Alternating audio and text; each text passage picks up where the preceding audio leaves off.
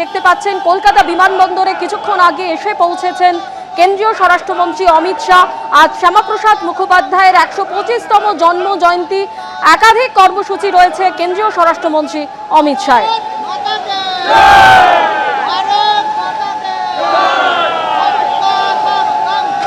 কিছুক্ষণ আগেই তিনি কলকাতা বিমানবন্দরে এসে পৌঁছেছেন এবং এখান থেকে প্রথমে যাবেন ভবানীপুরে শ্যামাপ্রসাদ মুখোপাধ্যায়ের বাড়িতে এবং তারপরেই ইকো পার্কে যাবেন অমিত শাহ।